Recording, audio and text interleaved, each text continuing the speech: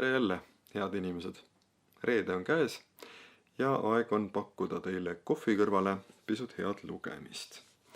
Täna on mul plaanis teile lugeda teile ja Tõnule, kes siin vapralt kuulab, üks väike lõikukene, õieti üks väike tervik tekstikene Toomas Pauli raamatust Tõe lõpututel tagamaadel.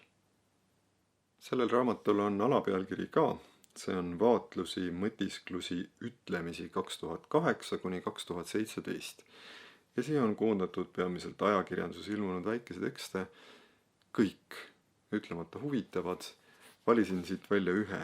Võib-olla sellepärast, et mulle jäi silma selle pealkiri Rahu üle mõistuse.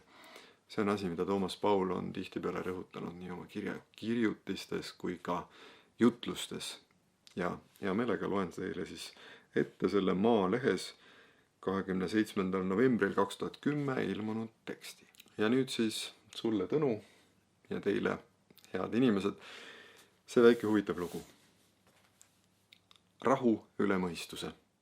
Antropoloog Richard Logan avastas raske füüsilise trauma üle elanud inimesi, Arktika polaaruurijaid ja koonduslaagrite vange uurides, et nad olid enesekindlad, ent samal ajal oli nende ego peidus. Nad polnud enesekesksed. Nad ei vastandanud end keskkonnale, ei näinud end indiviidina, kelle eesmärgid ja kavatsused on üle kõige, vaid tunnistasid end osana ümbritsevast.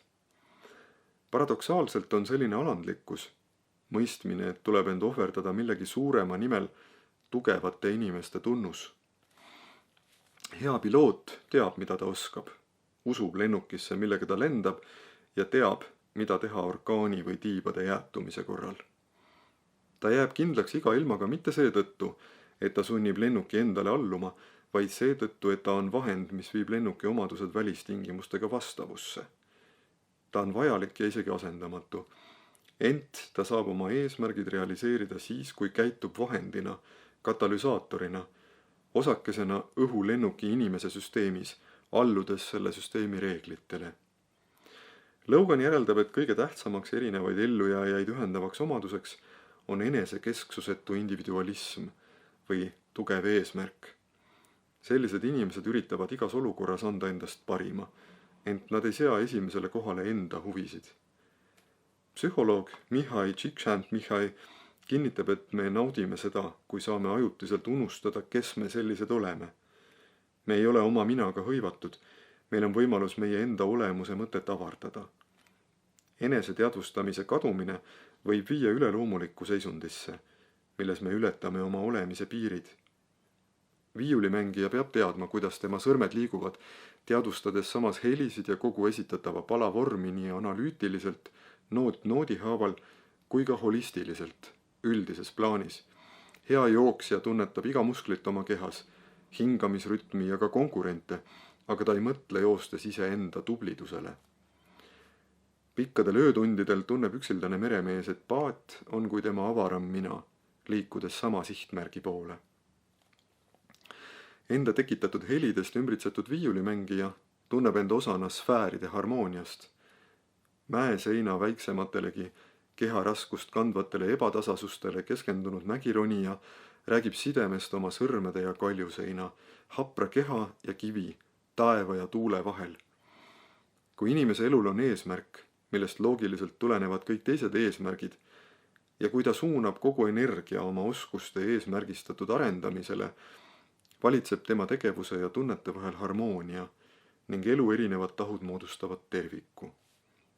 Võib-olla on tõsi, et universumis valitseb totaalne totrus ning elul pole tähendust, mille all mõeldakse loodusesse ja inimkogemusse kootud ühte ülimat eesmärki. See aga ei tähenda, et elule ei saaks anda tähendust. Üks asi on möönda, et elul puudub mõte. Teine asi on aga sellega nõustuda. Esimene välistab teise sama võrra kui asjaolu, et kuna meil puuduvad tiivad, ei saa me lennata. Selline on siis see Tõe lõpututel tagamaadel Toomas Pauli väga huvitav esseekogu. Kui ma ei eksi, siis on Toomas Paul ka ise tõmmanud mõnikord paralleeli uskmatu Tooma ja enda kui kirikuõpetaja vahel, mis on selline huvitav ühisjoon Ja ei tähenda muidugi seda, et kirikuõpetaja Paul oleks uskmatu. Ta on väga sügavalt religioosne inimene, aga esseistikas näitab ta seda, kui oluline roll on inimese elus ja ütleme vaimses kasvamises kahtlemisel, kõhklemisel. Ja ta suudab seda väljendada kuidagi nii mõjuvalt, et tõmbab ka meid oma kõhkluste ja kahtluste rajale kaasa.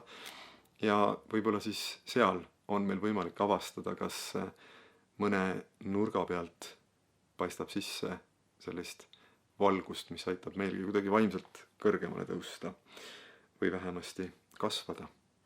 Igal juhul ääretult huvitav raamat, soovitangi kõigile soojalt, lugege seda ja lugege üleüldse ja kui hästi läheb, siis kohtume juba nädala pärast. Kõike head!